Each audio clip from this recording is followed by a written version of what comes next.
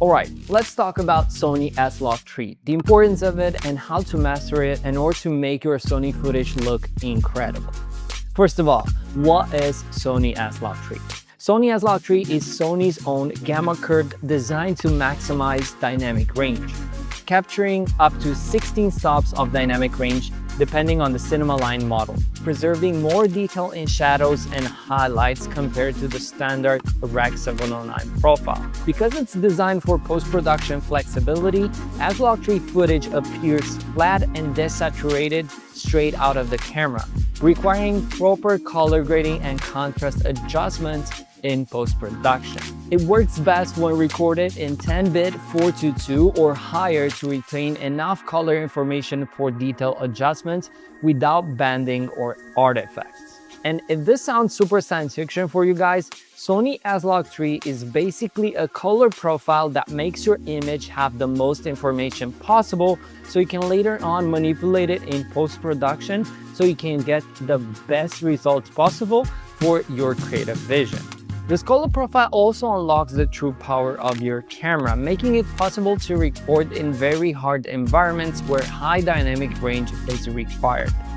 Now, why would you want to record in S-LOG3, you might ask? Well, it's because it allows you to create your own visual style. And to get the best results possible with S-LOG3, here are some tips to achieve the best results because every log file has a limit. On the S-LOG3, the limit is underexposing, and a lot of people do it simply because they just use the S-LOG3 footage without any assistance. What I mean by that is, whenever you film in S-LOG3, you need a conversion lot to show your images in a non-logarithmic format so you can judge your image much better. But the problem is that most conversion lots are way too hard on the image and making you overexpose 1 or 2 stops to the right. And you tend to want to underexpose because your LUT makes your highlights way too bright. If you do this, you might save your highlights, but you lose a lot of shadow details, and here is where noise comes in.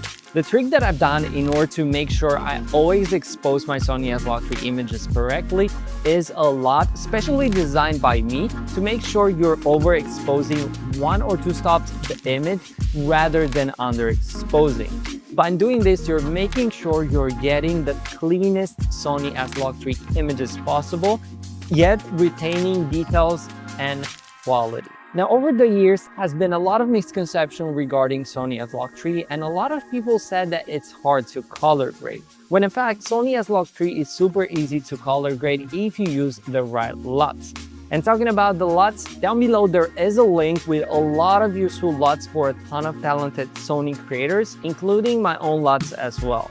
The LUTs I've designed for Sony S-LOG3 make your images look amazing with a simple click. And to maximize this, you can import them into your camera and you can use them to judge exposure. So the LUT looks perfect once you apply them in post, so you don't have to change much whenever you're color grading. Also, to show you how powerful Sony S-LOG3 is, I made a quick experiment where I intentionally messed up my white balance, and as you can see, the image looks super blue. But because Sony S-LOG3 has 10-bit, I can change the white balance in post-production without messing up my image, just like I would do with a raw footage. For most people, if they work in controlled environments and for fast delivery, they might get better results if they just use the Sony S-Cinetone color profile.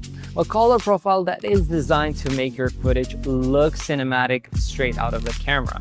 This color profile is also easier to use and harder to screw up.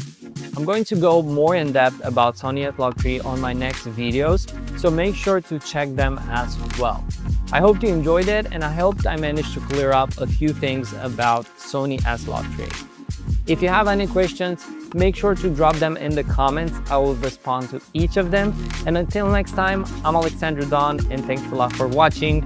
Stay creative and have a lot of fun shooting. Peace.